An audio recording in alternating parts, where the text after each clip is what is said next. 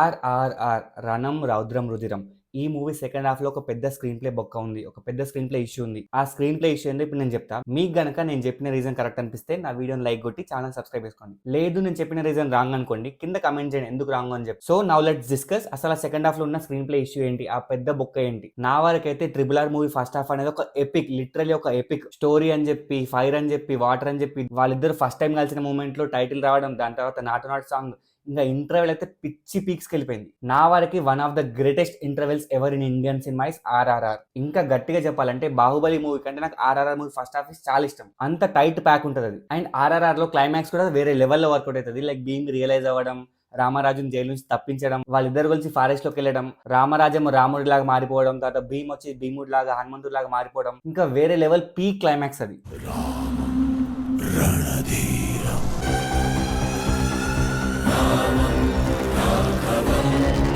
So first half super ఉంటుంది, climax కూడా మస్తు ఉంటుంది. బట్ మెయిన్ ప్రాబ్లం వల్ల ఈ మధ్యలో మిడ్ పోర్షన్స్ మాత్రం చాలా యావరేజ్ ఉంటాయి. దానికి main reason screen play issues. అసలు ఆ ఇష్యూ ఏంటి? సో మెయిన్ ప్రాబ్లం వచ్చేసి సెకండ్ హాఫ్ స్టార్ట్ అయిన విత్ ఇన్ 10 minutes లో మనకి Ajay Devgan flashback open చేశారు. ఫ్లాష్ బ్యాక్ కూడా బాగానే ఉంటుంది, పర్లేదు, మంచి హై మూమెంట్స్, మంచి గూస్ బంప్స్ ఇస్తుంది. బట్ స్టిల్ అది ప్రాపర్ ప్లేస్మెంట్ తో పడలేదు అని చెప్పి నా ఉద్దేశం. ఎందుకంటే ఆర్ఆర్ఆర్ ఇంటర్వెల్ లో భీమ్ అరెస్ట్ అవుతాడు, రామరాజు అరెస్ట్ చేస్తాడు. దాని తర్వాత నెక్స్ట్ కాన్సిక్వెన్స్ సేమ్ ఉంటాయి. భీమ్ కి బ్రిటిష్ వాళ్ళు ఏ లెవెల్ ఆఫ్ టార్చర్ చూపిస్తారు, ఏ లెవెల్ ఆఫ్ శిక్షలు వేస్తారు, ఎంత క్రూరంగా పనిష్ చేస్తారు, అండ్ రామరాజు తన బెస్ట్ ఫ్రెండ్ అయిన భీమ్ ఎట్లా కాపాడుకుంటాడు, వీటి కోసం కదా మనం వెయిట్ చేస్తూ ఉంటాం. ఇవన్నీ పక్కన పెట్టేసి out of know where with in 5 minutes flash back open చేస్తారు. అండ్ ఈ ఫ్లాష్ బ్యాక్ లో మనకి రామరాజుకున్న మోటివేషన్ అర్థమవుతుంది, ఎందుకు తన వెపన్స్ కోసం ఇంత ఆరాటపడుతుందని చెప్పి తన గోల్ మనకు అర్థమవుతుంది. బట్ అది కరెక్ట్ ప్లేస్ లో పడలే అని చెప్పి నా గట్టి ఫీలింగ్. మరి నా వరకు పర్ఫెక్ట్ స్క్రీన్ ప్లే ఏంటంటే, ఒక్కసారి భీమ్ ని అరెస్ట్ చేసిన తర్వాత సెకండ్ హాఫ్ వెళ్ళిపోవాలి, as it is second half వెళ్ళిపోయి ఆ కొమరం భీమ్ లో సీక్వెన్స్ ఉంది, అది మొత్తం యాజ్ ఇట్ ఈస్ రావాలి, ఎలాంటి ఫ్లాష్ బ్యాక్ లేకుండా ఫస్ట్ ఇది రావాలి. దాని తర్వాత వన్స్ భీమ్ కింద పడిపోయిన తర్వాత దాని బ్లడ్ మొత్తం గారుతా ఉంటది కదా, అదే రోజు నైట్ రామరాజు ఒక రియలైజేషన్ పాయింట్ కి వస్తాడు. భీమ్ లో కూడా ప్రజల్ని చైతన్యవంతం పరిచే ఒక శక్తి ఉంది, జనాల్లో తిరుగుబాటు రప్పించగల శక్తి ఉందని చెప్పి రామరాజుకి అర్థమవుతుంది. భీమ్ ఒక సమిత కాదు, అగ్ని పర్వతం అని. తోటాలతో మాత్రమే వస్తుందనుకున్న విప్లవాన్ని ఒక్క పాటతో తీసుకొచ్చాడు.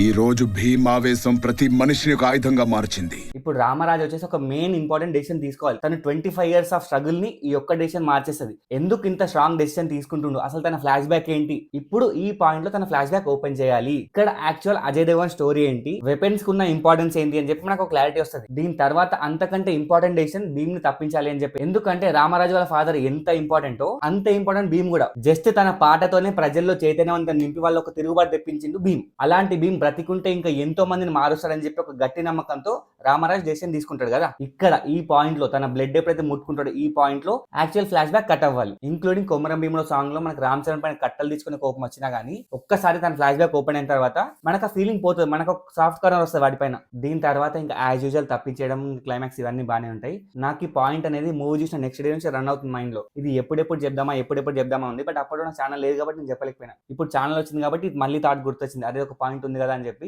దానికోసం వీడియో చేసిన. మీరు కనుక నేను చెప్పిన దాంతో అగ్రి అయితే ఈ వీడియోకి లైక్ కొట్టండి, కింద కమెంట్ చేసేయండి. ఇంకా మంచి మంచి వీడియోస్ చేస్తూ ఉంటాయి ఈ స్క్రీన్ ప్లే ఇష్యూతో. సో ఇది గైస్ నా వీడియో, హోప్ నచ్చింది అనుకుంటున్నా. సో మళ్ళీ ఇంకో మంచి వీడియో కలుద్దాం. Till then signing off, movie మనిషి.